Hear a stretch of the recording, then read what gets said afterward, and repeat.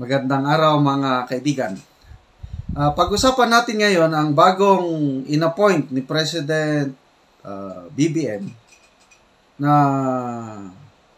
officer in charge ng Department of Migrant Workers bilang kapalit ng yumaong Secretary Susan Tutts Ople. Okay, siya po, walang iba, si Hans Leo Kakdak. In-announce siya ng Presidential Communications Office. So ito na, meron ng officer in charge. So, ano ang record nitong Hans Leo Kakdak? Hindi siya baguhan when it comes to our OFWs. Dati po siyang Undersecretary of Welfare and Foreign Employment ng DMW. So, ibig sabihin, pag upo ng PBBM admin, nasa DMW din siya. Ibig sabihin, hindi siya baguhan. Which to me is good. Hindi mo siya, hindi na niya kailangan matuto. Okay, dati rin siya administrator ng Overseas Workers Welfare Administration panahon ni Tatay Digong. At nung panahon ng pandemic, malaking problema yung mga umuuwi na mga OFWs natin dahil tumigil ang trabaho sa iba't ibang bansa. Kailangan umuwi ang mga OFWs, kailangan nilang ma-process. Isa ito si Hans Leo Kakdak na nag-asikaso sa mga OFWs natin na dumating. To me, kontento ako sa kanyang performance. Maraming challenges, maraming problema. Kailang kung magsalita ito si OWA administrator, maganda yung kanyang sinasabi. I can feel his sincerity. Talagang gusto niyang tulungan ang mga OFWs. Yan ang assessment ko kay Hans Leo Kakdak. No wonder na bibihira yung ganyan from previous administration to the next. Bibihira yung magtuloy-tuloy. The fact na nagtuloy-tuloy itong si Hans Leo Kakdak from administrator ng OWA, tapos naging YOSEC ng DMWD, that speaks of himself yung record niya. At ngayon, natutuwa ako na siya ang inappoint ng Pangulong Marcos na officer in charge. Bakit officer in charge? Siguro, naghahanap pa ng iba pa kung may mas magaling. But to me, kung maging permanente ng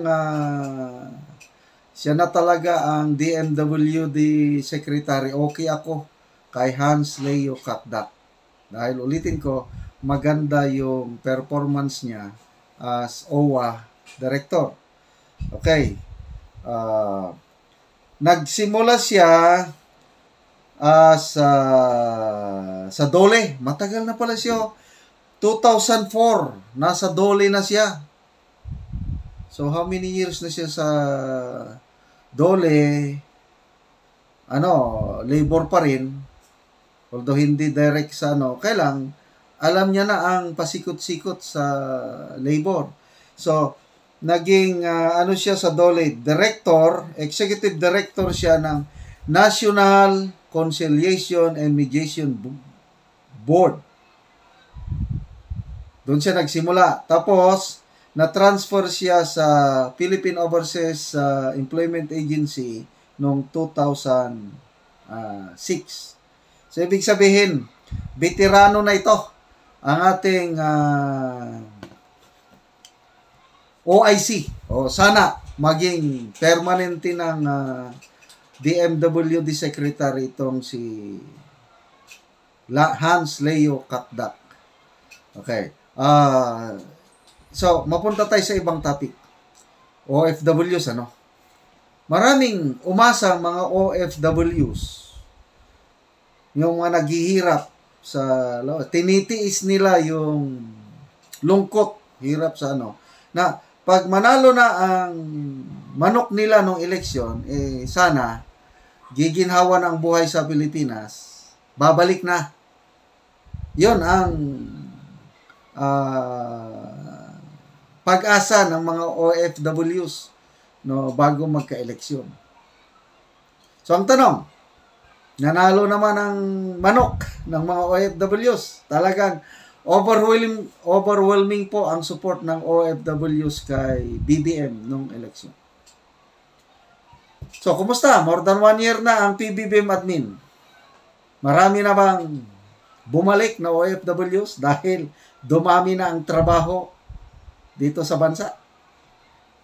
Palagay ko, wala pa eh. Humihirap nga ang buhay dito sa bansa. Kaya, sorry na lang mga OFWs. Kasi, sinasabi ko noon na darating ang panahon, babalik na kayo, makakapiling nyo ng pamilya, kasi gaganda ang buhay pag upo ng BBM Sara admin. The way I look at it, matagalan pa. Hindi pa sa ngayon kasi although overall maganda naman ang performance ng PBBM admin. But when it comes to creating jobs, sa ngayon wala pa. Yung palaging pagbiyahe ng presidente natin sa abroad para mag-attract ng investors. Sorry to say this, puros pledges pa lang. Wala pang klaro na investment na maipakita ng gobyerno na nanggaling sa mga nahikayat ng Pangulo. Nakakatawa yung interview sa Trade Secretary, si Secretary Pascual. Sinabi niya, meron ng investment dahil sa biyahe-biyahe ng mga Pangulo. Tinanong ng media, saan po? Saang lugar? Anong sektor? Sa agriculture, sa services, sa manufacturing, sa hotel, Nako, ang sagot ng DT Secretary ay confidential, hindi namin sasabihin saang lugar, anong sektor. Anong klaseng sagot yun? Talagang palusot sila. Kasi ayaw nilang mapahiya na yung ilan ba ngayon? 2023, 800 million ang budget ng presidente sa biyahe-biyahe abroad. Tapos, next year, 2.4 billion. Ayaw nilang mapahiya na walang ganansya, walang maganda pang resulta yung mga biyahe-biyahe ng Pangulo sa abroad na So, kabaliktaran siya kay President Digong. Halos kakaunti ang biyahe ni President Digong sa labas. Kaya lang, mas maganda naman ang buhay natin panahon ni Tatay Digong. Nagka-pandemic nga. Panahon ni Tatay Digong, 2020 hanggang 2022. 2 years na pandemic. Ang presyo ng bigas hanggang 40 man lang. Bakit ngayon, wala nang pandemic, panahon ng PBBM admin, umabot na 60 to 80 na ang presyo ng bigas. Pati gulay. Grabe ng pagmahal ng mga gulay. Anong rason? Dahil may, ulitin ko, ang problema po, hindi ang presidente, ang problema yung nakapalibot sa kanya. Maraming mga buhaya, maraming mga sakin, mga greedy, maraming mga kurakot na sa palibot ng gobyerno. Yun ang nagpapahirap sa atin. Sila, yung mga smugglers, hoarders, nagtatago.